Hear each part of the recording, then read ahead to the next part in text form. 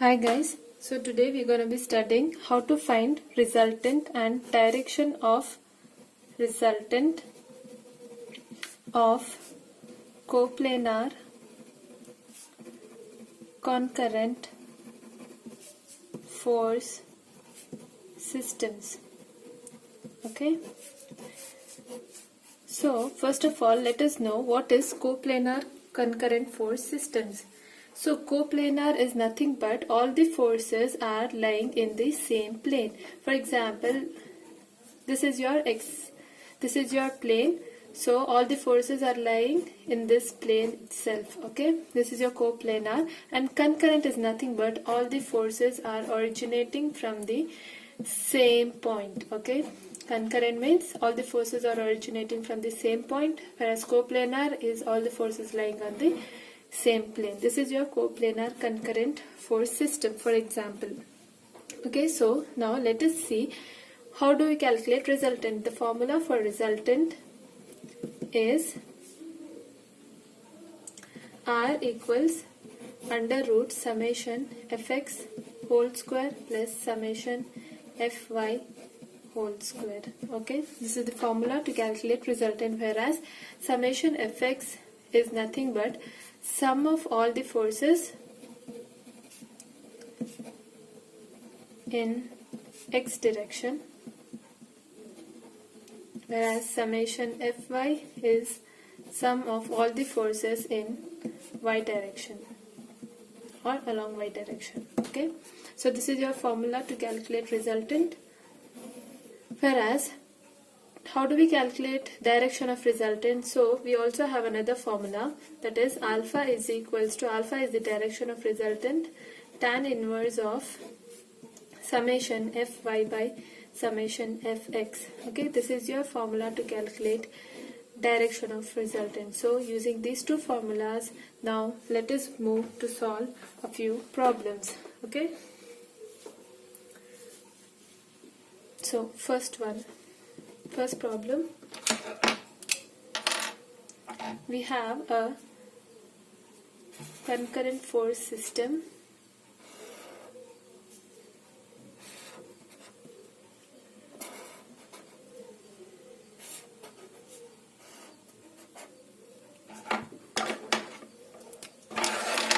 okay, this is your x direction, this is your y direction. This force is of 100 Newton, this is 80 Newton, this is 120 Newton, this is 70 Newton. Okay, and the angle made by 100 Newton force is 30 degrees, angle made by 80 Newton force is 20 degrees, angle made by 120 Newton force is 45 degrees, whereas angle made by 70 Newton force is 60 degrees. Okay, if you sum up all these angles and including these angles, you'll be getting 360 degrees. Okay, now let us know how do we solve this problem. So first of all, what we have to do is, an easiest way of solving this is, first let us calculate summation fx. Okay, then summation fy, and then by calculating these two things, we can put these two things in this formula, that is the resultant formula, and simultaneously we can calculate tan inverse of summation fy by fx. Okay, so now let us see what are summation fx forces. So here, see, along x direction, if we resolve this force, this will be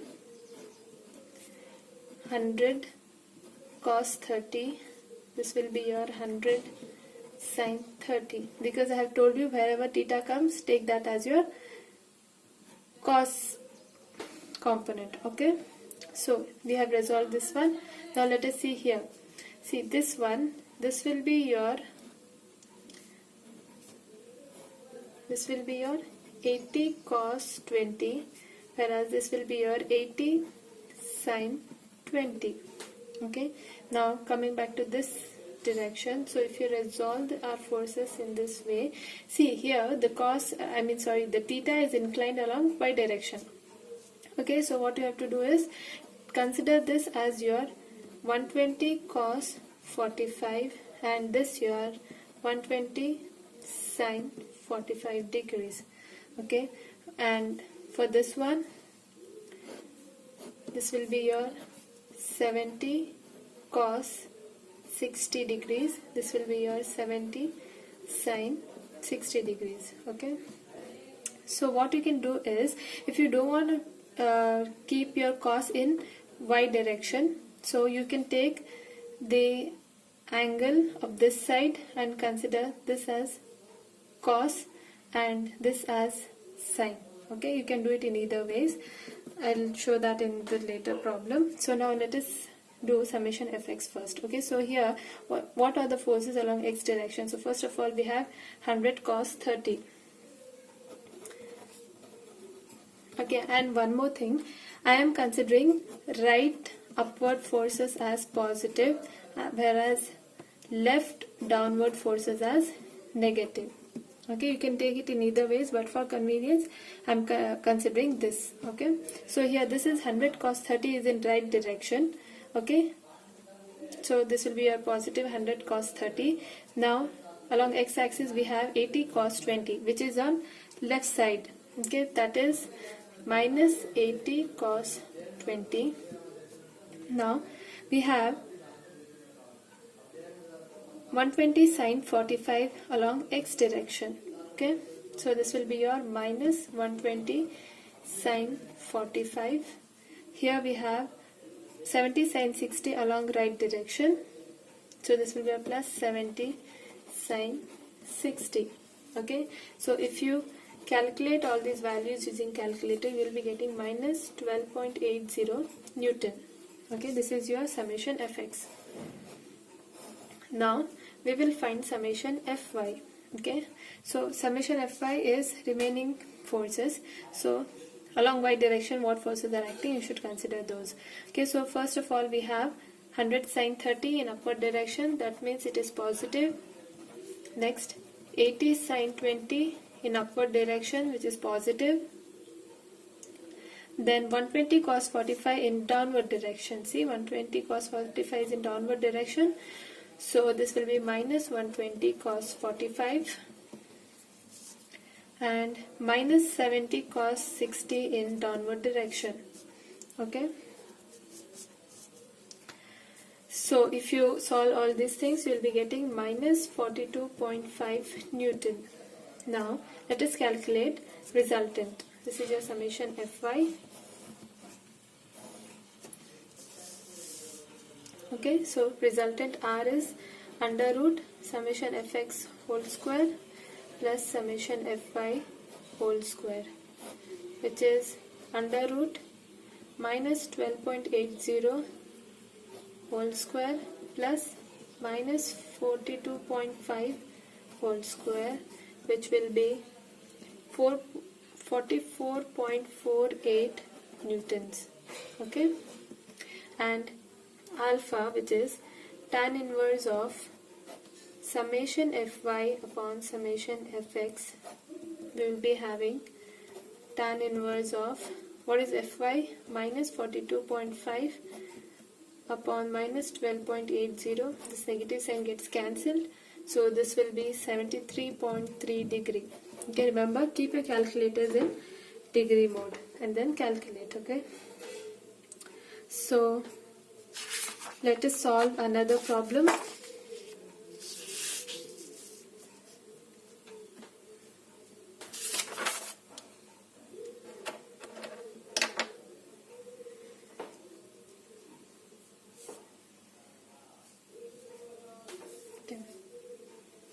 We have, this is your x direction, this is your y direction. We have a 20 kilonewton force over there. Let me write it in red pen.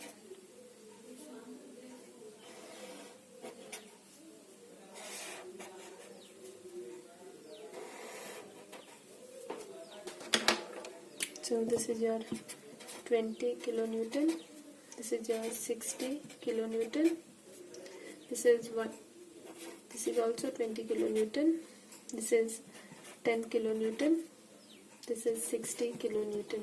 Okay, here they have given only angles between these two forces, that is 60 degree. Okay, and then they have given a triangle like this, and they have given the sides of triangle 3, 5, whereas in this case they have given 2, 3. Okay, so let us see how do we calculate, how do we solve this problem. So first of all we need to find the angles. Okay, let us see how do we calculate angle of this side if they have given such kind of figure. Okay, so first of all what we have to do is take theta on this side, so that this will be your adjacent side. Okay, you can take this, consider theta over here, and then we know that tan theta is nothing but opposite by adjacent. Okay, that is opposite by adjacent. We have the opposite side over here, we have adjacent side here. If we consider this side, this angle as theta, okay, then for theta, tan theta is 3 by 5, theta is tan inverse of 3 by 5, which is 30.9 degrees. Okay, then we got this angle, this is at 30.9 degrees, which is nothing but 31 degrees. Okay, then we have to calculate this angle. Okay, so on applying the same concept over here, we have tan theta is opposite. Okay, if we consider this as theta, opposite side is 2, adjacent side is 3, which implies theta is tan inverse of 2 by 3. Okay, which is nothing but 33.6 degrees. This angle we got it as 33.6 degrees. Okay, so this is 30.9 degrees and this is 33.6 degrees. So yeah, let us solve now. So what we'll do here is, first we'll divide this thing, we'll write force Fx, Fy. You can do it in either ways, it's up to your convenience. Here we don't have any angle, this is your 90 degree angle, because we don't require here, because this is along x-axis. Okay, this is perfectly horizontal, so we don't require any angle over here. Next, so now let us divide the forces and then calculate. So first of all, for 20 kilonewton on force side we have 20 kilonewton force. So what is the x component? Fx will be, and what Fy will be. So Fx will be, if you resolve this force in this way, this is your 20 cos 30.9 degrees, this will be your 20 sin 30.9 degrees. Okay, so next this will be our Fx will be 20 cos 30.9, Fy will be 20 sin 30.9 degree. Next let us consider 60 kilonewton load. Okay, so here if we resolve this, this will be your 60 cos 33.6, this will be your 60 sin 33.6. Along x direction we have 60 cos 33.6, but a negative sign because it is towards the left side. Okay, and upward force we have 60 sin 33.6 degrees. So now 100 kilonewton. Let us consider 100 kilonewton. So this is 100 kilonewton. So along x direction we have 10 cos, what is the angle? That is 0 degree, and along y direction we don't have anything, so put as 0. Okay, so next let us see 20 kilonewton force. So 20 kilonewton, this is perfectly in the y direction, so Fx will be 0, and along Fy this will be 20 cos 0. Cos 0 is 1, so this will be 20 only. You can write it directly. Okay, so I have written just for your understanding. Next we have 60 kilonewton load. Okay, so here this is 60 kilonewton load. Okay, see, I'll show you another way. Okay, first of all we can resolve this into this way. Okay, by considering this angle, so this will be your 60 cos 60 degrees, and this will be your 60 sine 60 degrees. Okay, or what you can do is, if you want cos in your x direction, consider this angle. Okay, so if we know that this angle will be 90 degrees, so 90 minus 60, that is 30 degrees.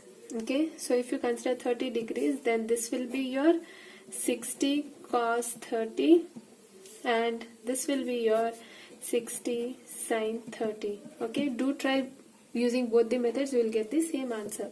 So I'll consider this one now. This is 60 sine 60 along x direction, and along y direction we have 60 cos 60. So sum it, you will be getting summation fx as 9.14, summation fy as minus 6.52. So r is calculated by r is equals to summation fx whole square plus summation fy whole square. Okay, substitute it, and then we'll be getting 11.22 as your answer. Okay, next we are asked to find direction of resultant, that is alpha, which is nothing but tan inverse of summation fy upon summation fx, that is 35.50 degrees. Okay, so don't forget to write the unit, that is Newton, and this is in degrees. Okay, I hope you understood this problem. So that's it for today. Thank you for watching, and please do subscribe if you like my videos.